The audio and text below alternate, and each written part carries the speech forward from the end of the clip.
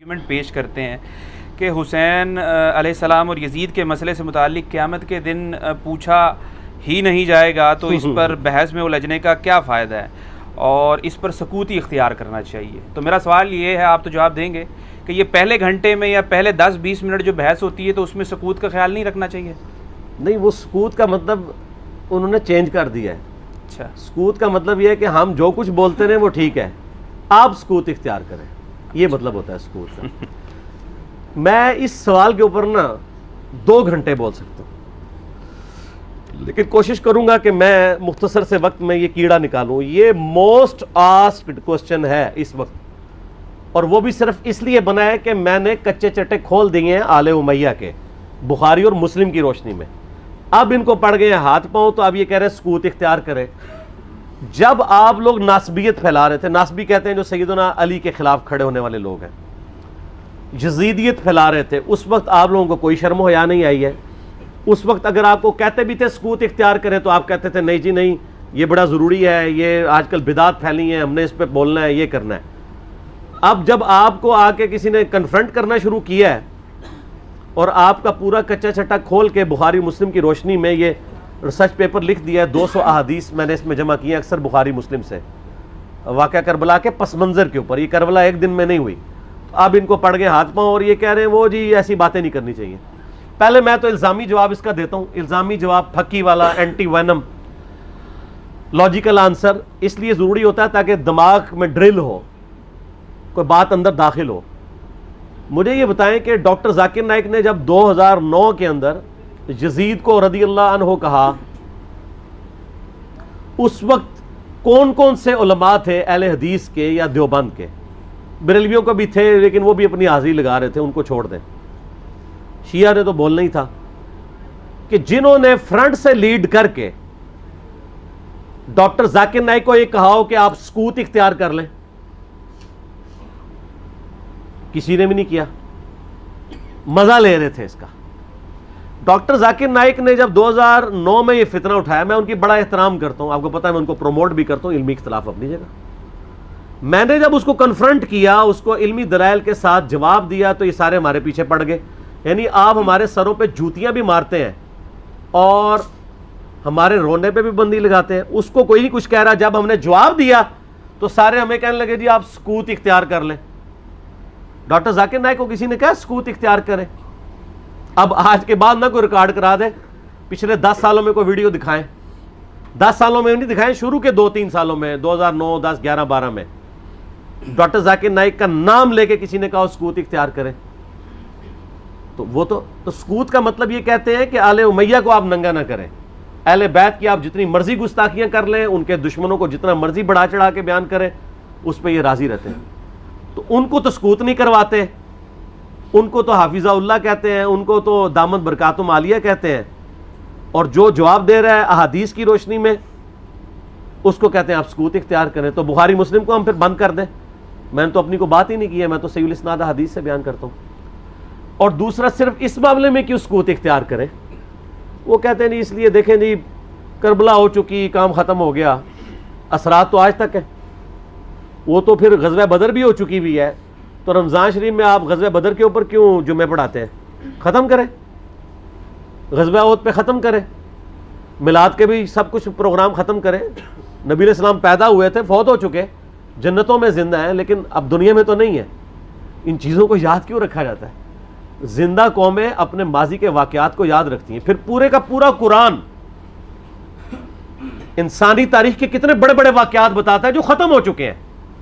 برادران یوسف فوت ہو چکے ہیں, لیکن آج تک قرآن میں عبرت کے لیے انہوں نے جو کچھ اپنے بھائی کے ساتھ کیا. اور برادران یوسف وہ صحابی ہیں جن کا باپ بھی پیغمبر ہے, بھائی بھی پیغمبر ہے, ڈبل صحابی ہیں, لیکن آج بھی ان کی مثال دی جاتی ہے. تو کوئی اسے کوئی یہ نہیں سمجھتا کہ گستاخی ہو گئی ہے. تو ان سے یہ پوچھیں کہ یہ جو آپ دفاع صحابہ کانفرنسز کرتے ہیں, تو قیامت والے دن آپ سے پوچھا جائے گا کہ آپ نے صحابہ کرام کے دفاع کے اوپر کانفرنسیں کرنی ہے کہ نہیں؟ کیوں نہیں ہے کسی حدیث میں, آیت میں؟ نہیں. تو کیوں کر رہے ہیں؟ تو وہ کہیں گے ہاں پوچھا جائے گا. تو ہم بھی کہتے ہیں ہاں پوچھا جائے گا, بالکل پوچھا جائے گا. سورہ تکاثر میں آتا ہے نا ثم لتسألن یومئذ عن النعیم، پھر اس قیامت کے دن تم سے ہر نعمت کے بارے میں پرسش ہوگی. کیٹاگوریکل ہے.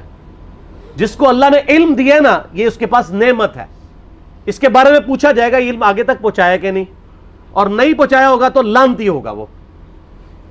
یہ آیت ہے سورہ بقرہ کی، میں نے ریسرچ پیپر کے اوپر لکھی اسٹارٹ میں 159 اور 160. ان الذین یکتمون ما انزلنا من البینات والہدی، بے شک وہ لوگ جو چھپا لیتے ہیں ان روشن اور ہدایت کی چیزوں میں سے جن کو ہم نے لوگوں کی ہدایت کے لیے اپنی کتاب میں بیان کیا، ایسے لوگوں پر اللہ کی لعنت ہے اور تمام لعنت کرنے والوں کی لعنت ہے.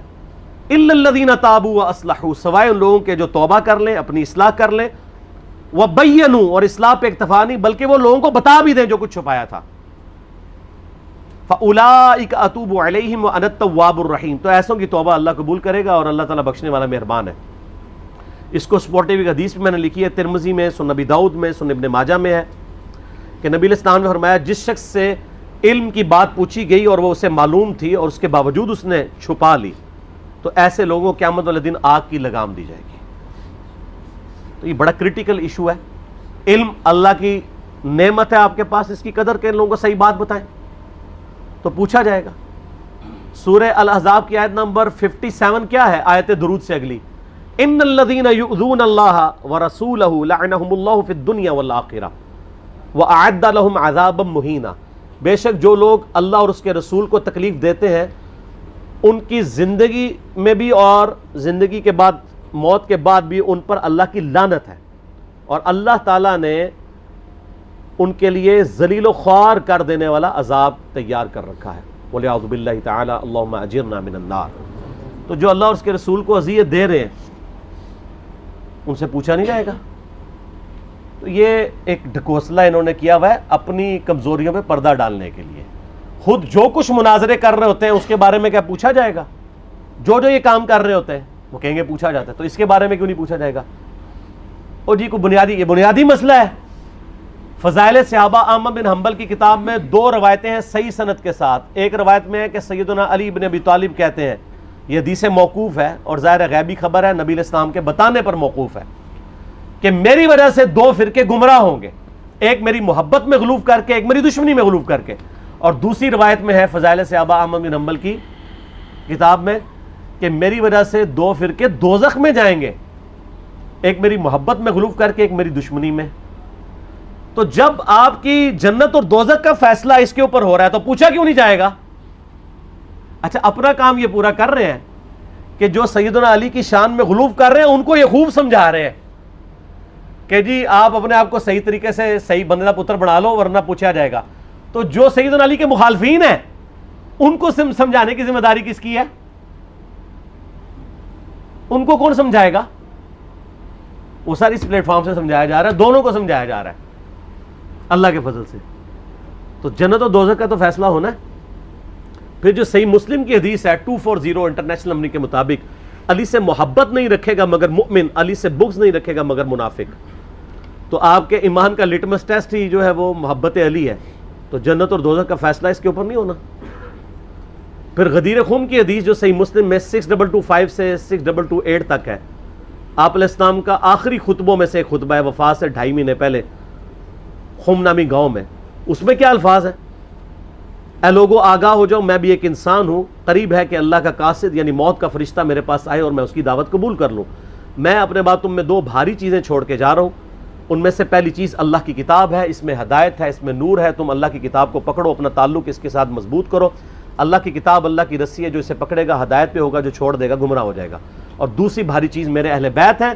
پھر 3 دفعہ آپ علیہ السلام نے فرمایا میں اپنے اہل بیت کے معاملے میں تمہیں اللہ کا خوف دلاتا ہوں، میں اپنے اہل بیت کے معاملے میں تمہیں اللہ کا خوف دلاتا ہوں، میں اپنے اہل بیت کے معاملے میں تمہیں اللہ کا خوف دلاتا ہوں. جب نبی علیہ السلام آپ کو ڈرا رہے ہیں وہاں تو کسی نے کہا یا رسول اللہ اہل بیت کے بارے میں پوچھا جائے گا؟ پھر المستدرک الحاکم میں صحیح سند کے ساتھ حدیث ہے انٹرنیشنل نمبر کے مطابق 4712 کہ نبی علیہ السلام نے فرمایا اگر کوئی شخص پوری زندگی حجر اسود اور مقام ابراہیم کے درمیان نمازیں پڑھتا رہے اور روزے رکھتا رہے اور قیامت والے دن اللہ سے اس حال میں ملاقات کرے کہ ہم اہل بیت کا بغض اس کے دل میں ہوا تو اللہ اسے ضرور دوزخ میں داخل کرے گا. اگر اہل بیت کا بغض نمازوں کے باوجود، اور عام نمازیں نہیں، حجر اسود اور مقام ابراہیم کے درمیان، اور روزے رکھنے کے باوجود آپ کو دوزخ میں لے جا سکتا ہے، تو کیوں نہیں پوچھا جائے گا؟ ایک کہانیاں بند کرو۔ اصل میں ان بیچاروں کا بھی قصور نہیں، ان کے بڑے بزرگ بھی ان کو کہانیاں کراتے رہے، انہوں نے وہی کہانیاں سن کے تو آگے بیان کی۔ ان کو کیا پتا تھا کہ آگے تو مسئلہ کھڑا ہو جائے گا، آگے تو ہر جگہ یہ آواز آ رہی ہے کہ نہ میں وہابی، نہ میں بابی، میں ہوں مسلم علمی کتابی۔ ان کے تو گاٹے فٹ ہوگی یہ چیز۔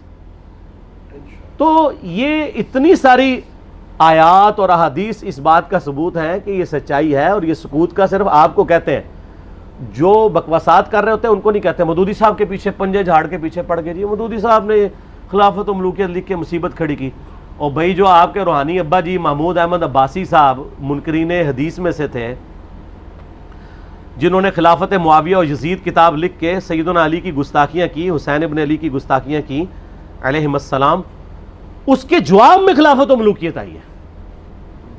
کہتے نہیں ایویں لکھ دی، ایویں نہیں لکھی، جواب میں لکھی ہے۔ اور پھر سعودیہ کی فنڈنگ کے بعد یہاں پہ لوگوں نے جب حسین ابن علی کو نیچے کرنا شروع کیا اور یزید کو اوپر اور یزیدی پارٹی کو اوپر کرنا شروع کیا، تو پھر 5B آ گیا۔ آپ دیکھیں کبھی بھی انیشیٹو اہل بیت کے چاہنے والوں کی طرف سے نہیں لیا جاتا، یہ تو ہم جواب والی سائڈ پہ بیٹھے ہوتے ہیں، ہمیشہ یہ پنگا لیتے ہیں، ہم جواب دیتے ہیں، جب جواب دیتے ہیں ان کی ہوتی ہے ٹھکائی، پھر یہ کہتے ہیں سکوت اختیار کر لیں۔ سمجھ آ گئی آپ کو پوری گیم؟ یہ سکوت کا بات یہ کرتے ہی اس لیے ہیں کہ ان کی ہوتی ہے ٹھکائی، ان کو تو یہ حدیثیں ہضم نہیں ہوتی ہیں، اب یہ اپنے امام کو منہ نہیں دکھا سکتے، پھر ان کو بڑی مصیبت کھڑی ہو جاتی ہے کہ اب کیا کریں، کس طریقے سے اب قابو کریں، تو آخری حل یہ ہے سکوت اختیار کر لیں۔ سکوت آپ لوگوں نے تو کوئی نہیں اختیار کیا ہوا، آپ کے سامنے جب صحابہ کرام کی توہین ہوتی ہے تو آپ کیوں شیعہ کو سمجھاتے ہیں؟ سکوت اختیار کریں نا، کون سا آپ سے قیامت دن پوچھا جائے گا؟ یہ میں الزامی طور پہ بات کر رہا ہوں۔ اور آپ کے بڑے بزرگ سیدنا علی اور حسین ابن علی کی گستاخیاں کریں، ان سے اپنے بغض کا اظہار کریں، جب ہم ان کو سمجھائیں تو ہمیں کہتے ہیں آپ سکوت اختیار کریں۔ تو سر یہ 2 نمبر پالیسی چھوڑ دیں۔ میں نے پہلے بھی ان کو کہا ہے کہ لوگ گھاس کھانا چھوڑ چکے ہیں، پہلے لوگوں کو آپ نے بے زبان بھیڑے بنایا ہوا تھا، اب لوگوں کے ہاتھ میں قرآن و حدیث آ گیا، اور اس ریسرچ پیپر کے بعد تو یقین کریں ان کے پلے کوئی شے نہیں رہی ہے۔ یہ ریسرچ پیپر آپ ضرور منگوا کے پڑھیں، ایکسٹرا آرڈنری ریسرچ پیپر ہے، انشاءاللہ آپ کو معاملات کلیئر ہو جائیں گے انشاءاللہ تعالی۔